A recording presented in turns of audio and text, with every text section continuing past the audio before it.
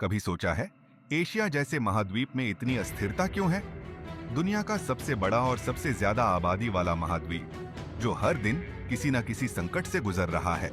Syria, Afghanistan, Pakistan, Bangladesh, Sri Lanka, Myanmar, ये सब सिर्फ नाम नहीं बल्कि वो देश हैं जहां की समस्याएं आज पूरी दुनिया को प्रभावित कर रही हैं।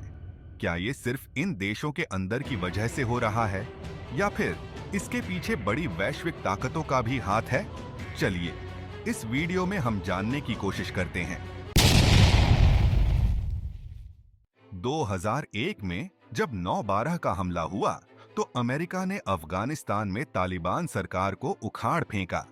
वॉर ऑन टेरर के नाम पर शुरू हुआ ये मिशन अफगानिस्तान को एक ऐसी अस्थिरता की तरफ ले गया जिससे उबरने में सालों लग गए। और फिर 2021 में जब अमेरिका वापस गया तो तालिबान फिर से काबिज हो गया अफगानिस्तान पर। अब इस नई अस्थिरता ने पूरे क्षेत्र को प्रभावित किया और पाकिस्तान, भारत जैसे देशों पर भी गहरा असर पड़ा। 2003 में जब अमेरिका ने इराक पर हमला किया तो ये सिर्फ सद्दाम हुसैन की सरकार को गिराने तक सीमित नहीं रहा। इसके बाद इराक में एक नया संकट पैदा हुआ और अमेरिका ने लोकतंत्र लाने की कोशिश की, लेकिन सब कुछ उलटा हुआ। वहीं सीरिया में गृहयुद्ध ने और भी जटिलता पैदा कर दी। अमेरिका और उसके सहयोगी विद्रोहियों को समर्थन दे रहे थे, जबकि रूस और ईरान ने सरकार का साथ दिया। इससे पूरे क्षेत्र में अस्थिरता फैल गई। पाकिस्तान और भारत के रिश्ते हमेशा से तनावपूर्ण रहे हैं। इन देशों के बीच हर छोटी बात को पश्चिमी देशों का हस्तक्षेप और सपोर्ट और बढ़ा देता है। पाकिस्तान में स्थित आतंकवादी संगठनों ने भारत पर कई हमले किए और इसका असर कश्मीर में बढ़ते तनाव में दिखा। कई बार पश्चिमी देशों का एक तरफा रवैया इन रिश्तों को और खराब करता है। बांग्लादेश की राजनीति में भी अस्थिरता बढ़ती जा रही है। शेख हसीना के इस्तीफे की मांग से देश में अशांति और भी बढ़ गई और पश्चिमी देशों के समर्थन और हस्तक्षेप ने इस स्थिति को और पेचीदा बना दिया।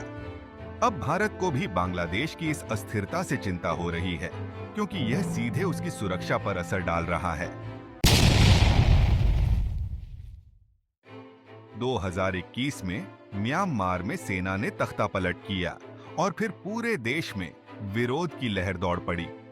पश्चिमी देशों ने म्यांमार पर दबाव डाला, लेकिन इससे सिर्फ हिंसा और अस्थिरता बढ़ी और भारत, जो म्यांमार का पड़ोसी है, को इसके असर से निपटना पड़ रहा है। 2022 में श्रीलंका के आर्थिक संकट ने पूरी दुनिया को हिलाकर रख दिया। हालांकि यह मुख्य रूप से श्रीलंका की अपनी नीतियों का नतीजा था, लेकिन पश्चिमी देशों के कर्ज और आर्थिक नीतियां भी इसमें शामिल थीं। भारत ने श्रीलंका की मदद की, लेकिन अब श्रीलंका को अपनी नीतियों में बदलाव लाने की जरूरत है।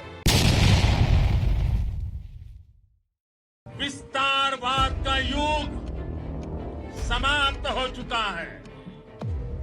ये युग विकासवाद का है। अब बात करते हैं भारत की। भारत, जो इस क्षेत्र का सबसे बड़ा और ताकतवर देश है, इन संकटों से निपटने के लिए बहुत बड़ी भूमिका निभा रहा है। भारत को अपनी कूटनीतिक नीतियों को और मजबूत करना होगा ताकि इस बढ़ती अस्थिरता का मुकाबला किया जा सके। उसे अपनी सुरक्षा और कूटनीतिक रिश्तों को सशक्त बनाने की जरूरत है ताकि एशिया में शांति बनाए रखी जा सके। अगर आपको ये वीडियो पसंद आया हो तो कृपया लाइक, सब्सक्राइब और कमेंट जरूर करें।